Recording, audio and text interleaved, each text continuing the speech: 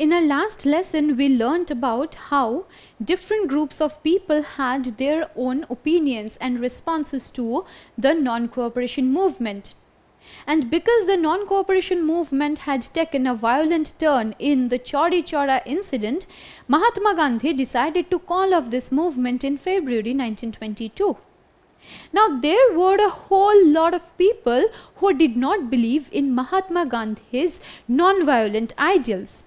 Instead, these people were of the opinion that looting, bombing, killing of the Britishers could be the only way by which the Indians could achieve their independence, and total independence, mind you, from the colonial rule.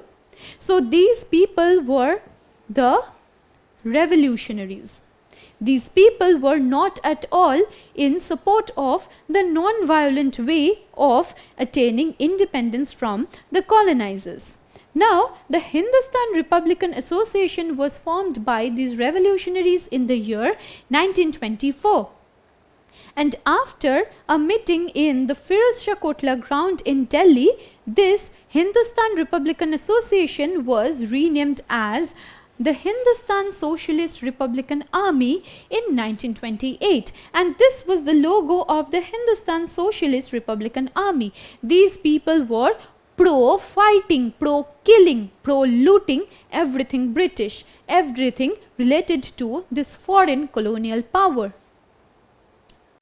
Now, among the many leaders of the Hindustan Socialist Republican Army, mention must be made of Ram Prasad Bismil, Bhagat Singh, Chandrasekhar Azad, Jatin Das, Ajay Ghosh. So, people like Bhagat Singh, Chandrasekhar Azad, Jatin Das were young revolutionaries. These people did not believe in using the non-violent methods because they thought that by using non-violence they will not be able to proceed any way further towards achieving independence. The Britishers were oppressive. They resorted to violence. They resorted to repressive measures to control the Indian masses. So, why should the Indian masses follow a path of non-violence? The Indians should also come up with their own violent strategies, like destroying and burning all British offices, like bombing the British regions, or even killing British officials in order to achieve their independence. So, this was the main idea of the revolutionaries. Now, among the many daring acts of these revolutionaries, we must definitely make a mention of the Kakori conspiracy case. It happened on August 9, 1925. Now, these revolutionaries stopped a train in a small village called Kakori near Lucknow, which is located in the present day Indian state of Uttar Pradesh, and they looted government money. So, this was one of the many daring acts, one of the many revolutionary acts displayed and performed by these young revolutionaries. In the year 1928, these revolutionaries assassinated the British officer John Saunders. Now, John Saunders was responsible for beating up Lala Lajpat Rai, another revolutionary, very brutally. And Lala Lajpat Rai was severely injured because of this lathi charge, which is why the revolutionaries assassinated John Saunders. So, can you understand how these revolutionaries' ideas were very different from the ideas of the Congress leadership, or from the ideas of Mahatma Gandhi, to be specific. Mahatma Gandhi was following the path of peaceful protest, demonstration, agitation, but these people did not have any faith in these peaceful methods. These revolutionaries acted very instantaneously, as we can see that they assassinated the British officer John Saunders. In the year 1929, that is a year later, revolutionaries like Bhagat Singh and Batukeshwar Datta threw a bomb at the Central Legislative Assembly. You'll be surprised to know that Bhagat Singh was only 23 years of age when he performed this daring act.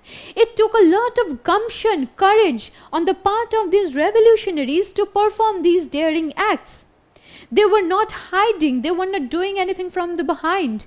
They were acting right on the face of the Britishers.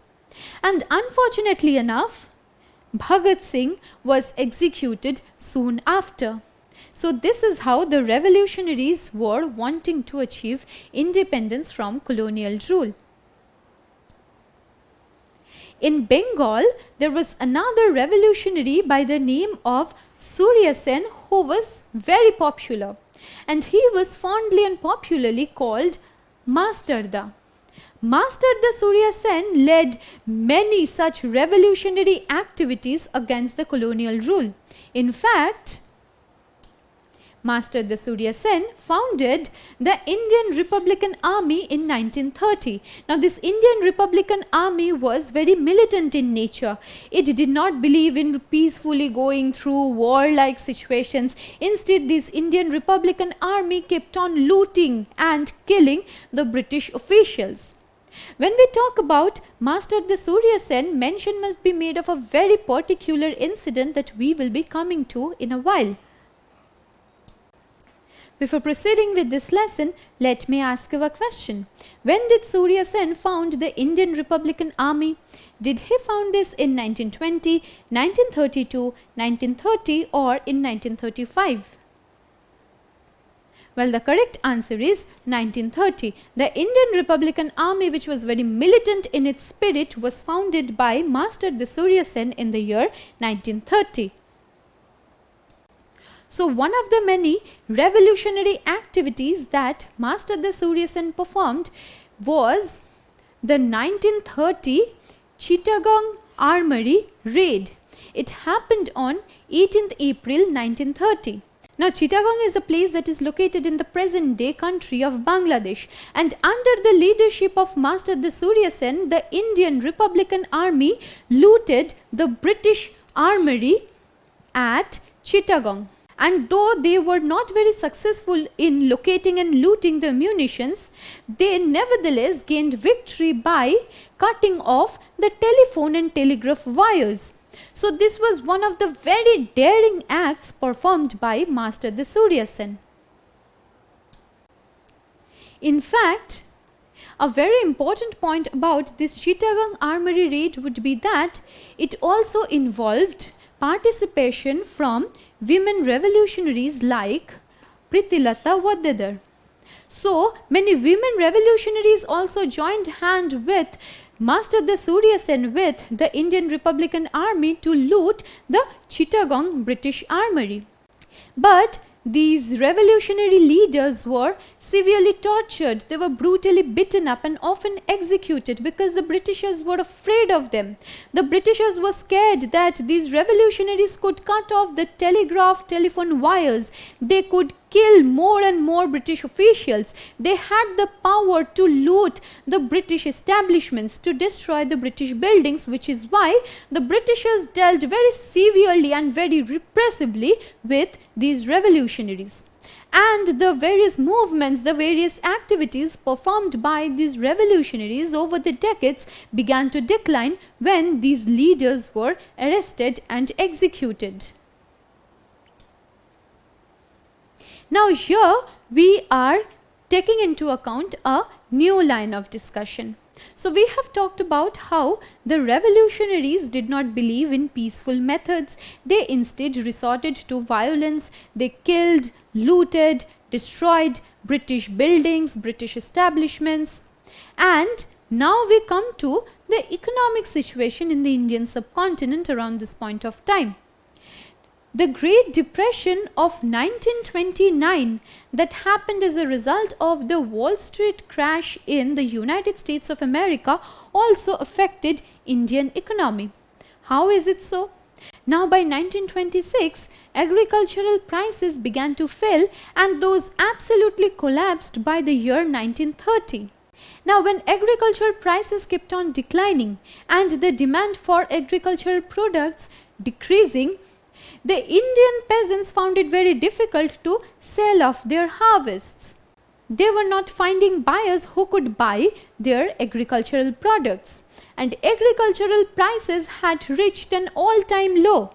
So because of the fall of demand of agricultural goods and decline in exports, the Indian economy was enmeshed in a very bad situation. That is to say, discontent from farmers now enmeshed the entire countryside in turmoil by 1930, because the peasants found it difficult to sell off the agricultural products, and so they were not even able to earn the money that they required for their sustenance as well as to continue their agricultural pursuits. So in the countryside, economy was severely affected, and it was not just in the countryside, because in the entire Indian subcontinent, economy was affected because of the Great Depression of 1929. Now during this time, the Tory government in England came up with a new strategy. It now thought of sending a statutory commission to the subcontinent under Sir John Simon. Now the Montagu-Chelmsford reform in 1919 mentioned that 10 years later, that is in 1929, a commission would be sent to the Indian subcontinent to look at the constitutional reforms in the subcontinent. At the same time, this commission was also to suggest new reforms.